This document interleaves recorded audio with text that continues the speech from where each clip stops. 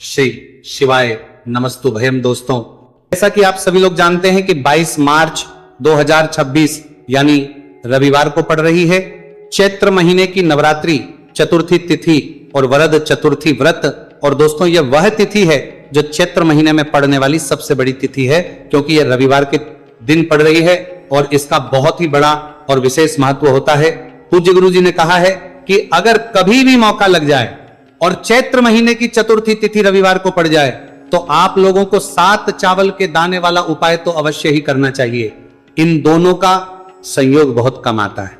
और इसी के साथ में गुरुजी ने अपनी शिव पुराण कथा में बताया है कि इस दिन आपको 7 चावल के दाने वाला उपाय तो आपको अवश्य ही करना चाहिए, क्योंकि ऐसा दिन पूरे साल में सिर्फ एक ही बार आता है। और दोस्तों, आप सभी लोग जानते हो कि रविवार चतुर्थी तिथि का अगर सबसे बड़ा कोई उपाय है तो 7 चावल के दाने वाला उपाय है। तो इस रविवार चतुर्थी तिथि के दिन आप लोगों को इस 7 चावल के दाने वाला उपाय को जरूर करना है।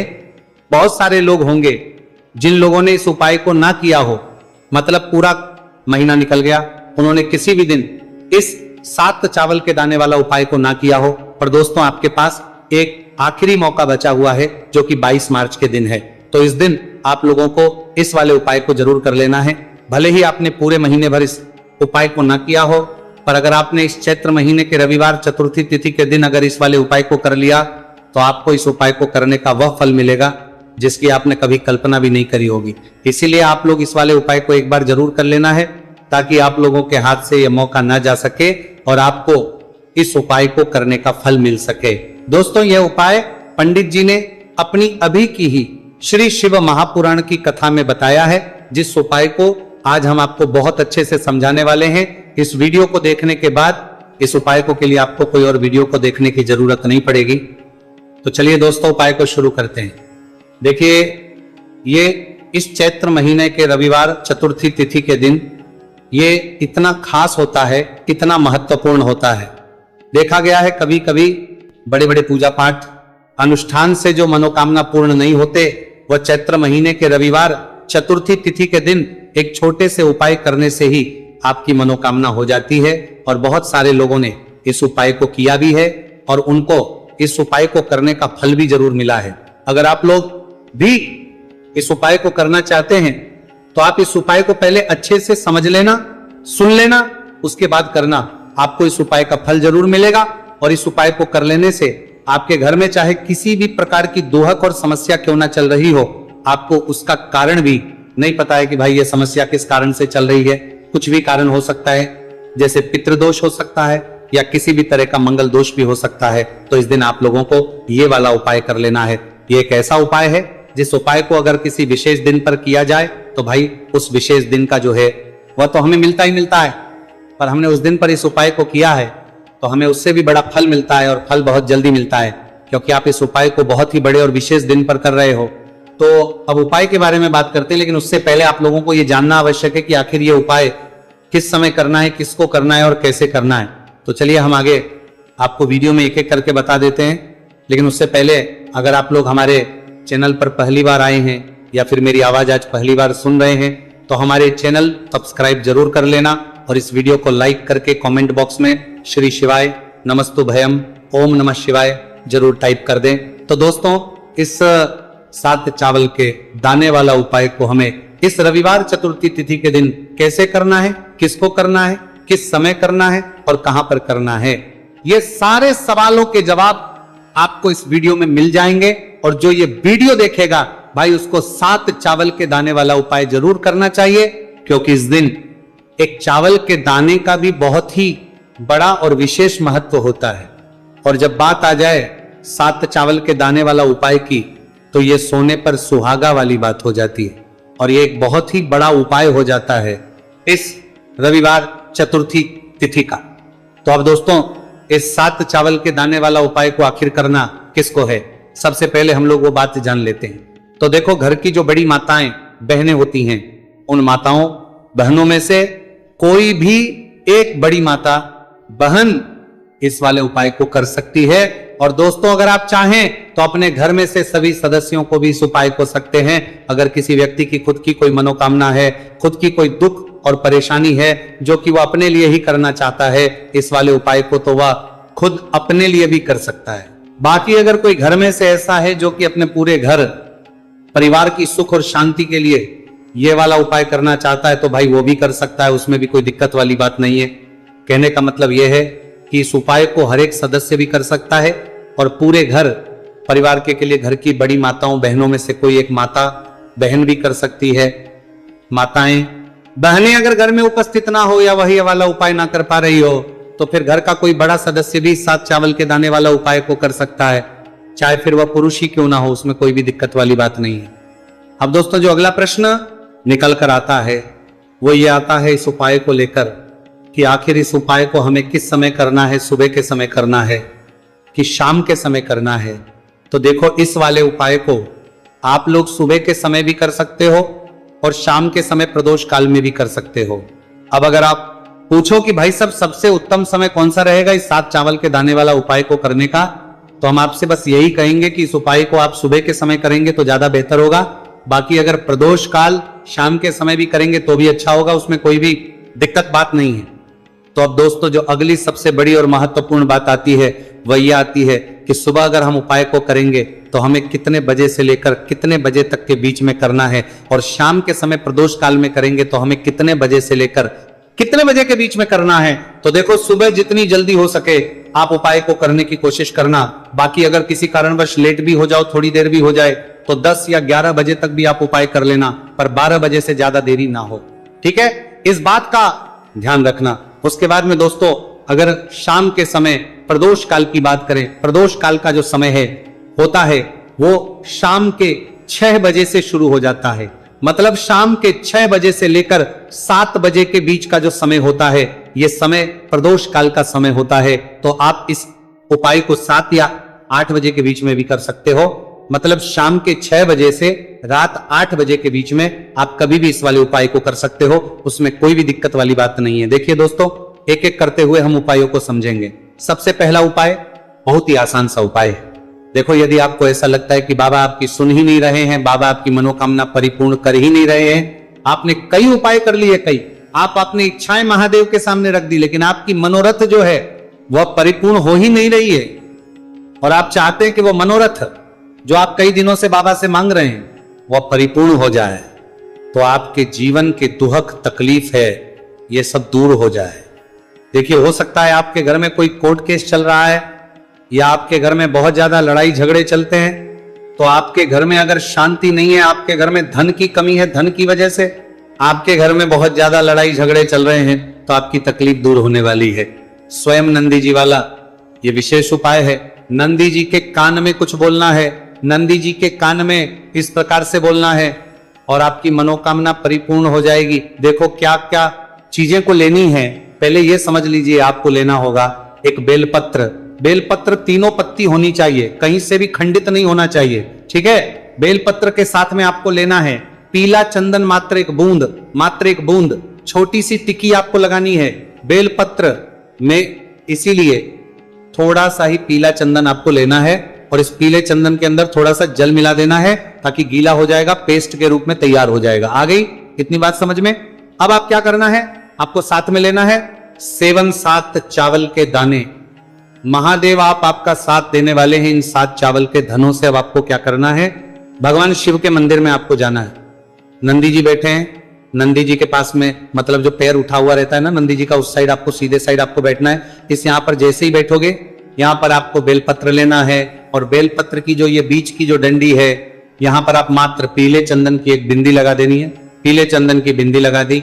अब ये जो ऊपर वाली जो पत्ती है यहाँ पर एक एक करते हुए 7 चावल आपको रखना है। ठीक है, 7 चावल आपने ऊपर वाली पत्ती पर रख दिए। या देखो एक प्लेट ले जाना, तो प्लेट के ऊपर आप बेलपत्र रख देना, फिर टिक्की लगा देना, फिर उसके बाद आप ये 7 चावल के दाने रख देना। ठीक है, अब आपको क्या करना है, जहां पर आप नंदी जी के वहां पर बैठे हो तो नंदी के कान में आपको आपकी जो भी इच्छा है, जो आप चाहते हैं कि महादेव परिपूर्ण करें, और नंदी जी के कहने पर महादेव आपकी मनोकामना निश्चित तौर पर परिपूर्ण करेंगे, तो आपको क्या करना है, नंदी जी को कान में आपको बोल देना है जो भी आपके दुहक तकलीफ है, जो भी आपके कष्ट है वो सब दूर हो जाए, ऐसी आपको कामना करना है।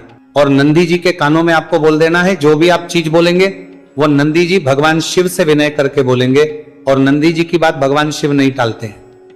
और इसीलिए जो भी इच्छा है, आपकी जो भी कामना है, वो आपको विशेष बोलना है और उसके बाद आपको वहां से उठना है। ठीक है, नंदी जी को कान में मनोकामना बोल दी, फिर उठना, फिर उसके बाद भगवान शिव के वहां पर जाना और ये जो बेलपत्र है, ये बेलपत्र चिकना वाला साइड जो है, और भगवान शिव के शिवलिंग के ऊपर इसे अर्पित कर देना है। अर्पित कैसे करोगे?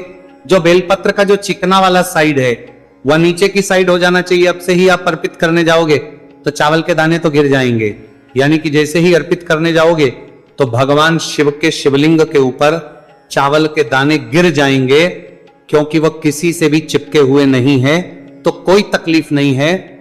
वह जैसे आप अर्पित करोगे, ना भले चावल के दाने भगवान शिव के शिवलिंग पर गिर जाए, वह कोई तकलीफ नहीं है। बस आपको ये जो बेलपत्र है, ये आपको उल्टा अर्पित कर देना है, यानी कि जो पीला है भगवान शिव के शिवलिंग पर स्पर्श होना चाहिए और इस प्रकार से आपको अर्पित कर देना है। डंडी का जो हिस्सा है जलाधारी की तरफ हो जाना चाहिए। बस इतना सा प्यारा सा उपाय एक बार करके देखिए, निश्चित तौर पर महादेव आपकी जो भी मनोरथ है, जो बाबा से आप कई दिनों से मांग रहे हैं, वह निश्चित तौर पर परिपूर्ण हो जाएगी। आ गई इतनी बात समझ में? देखिए, अब हम बात करते हैं दूसरे उपाय की। देखिए, ये उपाय जीवन ऊर्जा का है, रविवार का दिन है और चतुर्थी तिथि है। अगर आपके जीवन में बहुत ज्यादा अंधकार है, अगर आपके घर के जो बच्चे हैं बहुत ज्यादा सोचते हैं, या आपके घर में कोई भी ऐसा व्यक्ति है बहुत ज्यादा सोचता है, डिप्रेशन में रहता है, तनाव उसको है, तो तनाव को मुक्त करने के लिए यह उपाय है। अगर उसके भाग्य में जीवन में तेज की प्राप्ति नहीं है, तेज यानी कि ऊर्जा नहीं है, उदासी रहती है, जीवन में आलस है, तो फिर उस व्यक्ति को यह उपाय करना चाहिए। कोई काम करता भी है तो उसमें सफल नहीं हो पा रहा, तो विशेष ये उपाय उसी व्यक्ति को करना है। देखो, इस उपाय के लिए आपको क्या सामग्री लेना होगी। सबसे पहले तांबे का एक पात्र लेना, उसके अंदर घर से आपको जल भरना है। अब इसी जल के अंदर आपको लाल चंदन डालना है। एक चुटकी डालें, थोड़ा ज्यादा डालें, जितना आपको डालना है आप डालें। लाल चंदन जो होता है वो तेज की वृद्धि करता है। रविवार के दिन लाल चीजों का उपाय करना बेहद शुभ होता है, और हो सके तो लाल रंग के कपड़े पहन करके अगर आप ये उपाय करेंगे ना तो और भी शुभ होगा। ये लाल चंदन मिश्रित जल आपको क्या करना है, आपको जाना है किसी भी बेलपत्र के पेड़ के वहां पर सुबह से लेकर के शाम तक आप ये उपाय कर सकते हैं। कल रविवार की चतुर्थी तिथि पर सुबह से लेकर के शाम तक आप बेलपत्र के पेड़ के वहां पर जाना, उत्तरमुखी होकर आपके जीवन के अंधकार दूर हो। जो भी आप स्मरण करेंगे, आप लेट उठते हैं, आपसे कोई कार्य बनता नहीं है, आपके जीवन में रोग बहुत ज्यादा है, तो भी आप ये उपाय करेंगे, अंदर की तरफ भी और बाहर की तरफ भी। आपका मुख्य द्वार यानी कि लकड़ी का जो आपका दरवाजा है, ठीक है ना, वहां पर अंदर की तरफ भी हल्दी वाले पानी का छिड़काव करेंगे और बाहर की तरफ भी छिड़काव करते करते जय श्री हरि विष्णु, जय महालक्ष्मी, ओम नमो भगवते वासुदेवाय नमः, ओम नमो भगवते वासुदेवाय नमः, इस मंत्र का जाप करते करते आपको इस हल्दी वाले पानी का पूरे घर छिड़काव करना है। इसके बाद एक गोलबाती का दीपक तैयार करेंगे श्री हरि विष्णु के लिए। शुद्ध घी इस दीपक में भरना है और रोई की गोलबाती लगाकर देसी घी से भरकर यह दीपक तैयार करने के बाद आपको अपने घर के मंदिर में श्री हरि और मां लक्ष्मी के सामने लगाना है। ये उपाय करने से हमेशा सुख और वृद्धि में भी वृद्धि होती है और हमेशा निरंतर आपके घर में धन का जो प्रभाव है वो बना रहता है। और कभी भी आपके घर में ऐसा नहीं होता है कि आज आपके घर में पैसा है और कल नहीं है।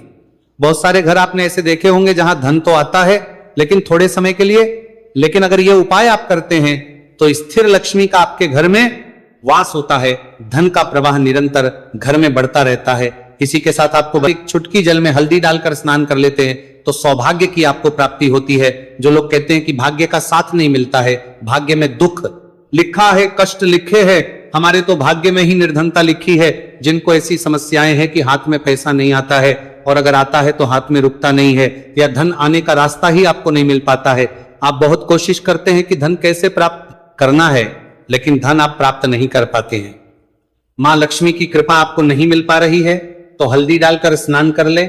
आप इस दिन बहुत ज्यादा लाभ इससे होगा, क्योंकि इस उपाय को जब आप करते हैं आपकी कुंडली में गुरु की बृहस्पति की स्थिति बहुत मजबूत हो जाती है, जिसके बाद अधिक से अधिक धनवान आप बनते हैं। तो जो लोग अपनी कुंडली में गुरु को मजबूत रखते हैं वह व्यक्ति ही अपने जीवन में महाधनी बनते हैं। हल्दी डालकर स्नान करने से एक लाभ यह भी आपको मिलता है कि आपके आसपास हमेशा पॉजिटिव और सकारात्मक ऊर्जा बनी रहती है। बुरी शक्तियां, नेगेटिव एनर्जी, नजर दोष आपसे हमेशा दूर रहती है। अब देखिए, किसी को नजर लग जाती है तो वह व्यक्ति बहुत जल्दी नजर दोष, सकारात्मक ऊर्जा बनी रहती है, बीमार पड़ जाता है, जीवन में उसे बहुत ज्यादा कष्टों का सामना करना पड़ता है, धन हाथ में आकर चला जाता है। तो इसीलिए हल्दी डालकर स्नान करना ना भूलें।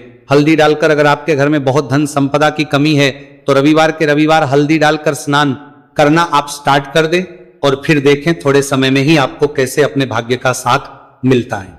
तो जिन्हें भाग्य का साथ मिलता है उन्हें अपने जीवन में सब कुछ बहुत आसानी से मिल जाता है। एक उपाय इस दिन आपको और करना है, हल्दी से ही जुड़ा हुआ है। इस उपाय को करने से कभी भी धन की जो तिजोरी है ना आपकी, वो धन से खाली नहीं होती है। तो जो लोग चाहते हैं ना कि धन की तिजोरी हमेशा धन से भरी रहे और उसमें धन रहे, तो देखिए बहुत छोटा सा उपाय है, हल्दी का ही उपाय है। और आपको ये इस दिन करना है, थोड़ी सी पिसी हुई हल्दी लेंगे, शुद्ध जल इसमें डालेंगे और इसका गाढ़ा गाढ़ा पेस्ट घोल आपको बना लेना है। अब हल्दी का स्वास्तिक आपको एक अपने घर में बनाना है। तो जहां भी आप अपने घर में धन रखते हैं, अपना रुपया पैसा रखते हैं, चाहे तो आप अलमारी में रखते हैं, किसी बक्से में रखते हैं, संदूक में रखते हैं, किसी डब्बे में रखते हैं, जहां भी आप अपना धन रखते हैं बस वहीं पर आपको हल्दी से स्वास्तिक का निर्माण करना है। स्वास्तिक जो होता श्री हरि विष्णु का आसन और मां लक्ष्मी का स्वरूप होता है। और जब भी आप अपनी तिजोरी में पापमोचनी एकादशी पर स्वास्तिक का निर्माण कर देते हैं, विशेष ऐसा समझ लीजिए कि कभी भी आपके धन में कमी नहीं आएगी और दिन पर दिन आपका धन बढ़ता चला जाएगा, क्योंकि यहां पर मां लक्ष्मी और श्री हरि विष्णु दोनों एक आ जाते हैं स्वस्तिक में।